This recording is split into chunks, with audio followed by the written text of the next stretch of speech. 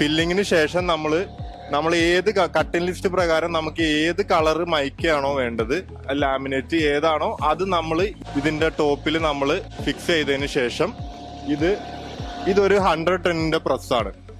ഈ 110ന്റെ പ്രസ്സിന്റെ ഗുണം എന്താണെന്ന് വെച്ച് കഴിഞ്ഞാൽ നമ്മൾ ആ മൈക്ക അതായത് ഒരു 8 മണിക്കൂർ നേരം നമ്മൾ ഈ പ്രസ്സിൽ നമ്മൾ ഇതിങ്ങനെ പ്രസ് ചെയ്ത് ലോഡ് ചെയ്ത് നിർത്തും.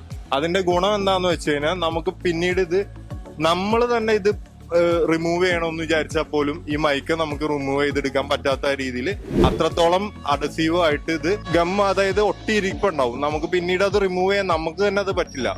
ഇൻ കേസ് എന്തെങ്കിലും ഒരു കട്ടിംഗ് ലിസ്റ്റിൽ നമുക്കൊരു മിസ്റ്റേക്ക് വന്നാൽ പോലും പിന്നീട് ആ കളർ നമുക്ക് ചേഞ്ച് ചെയ്യാൻ പറ്റില്ല. ആ മൈക്ക് റിമൂവ് ചെയ്തിട്ട് ഇതിന്റെ മുകളിൽ വേറെ മൈക്ക് ഒട്ടിക്കാന്ന് പറഞ്ഞാൽ അത് ഇമ്പോസിബിൾ ആണ്. അപ്പോൾ അതാണ് അത്രത്തോളം അതിന്റെ ക്വാളിറ്റി നിങ്ങൾക്ക് മനസ്സിലാവാൻ വേണ്ടിയിട്ടാണ് ഞാൻ അത്രത്തോളം അത് പറഞ്ഞു തന്നത്.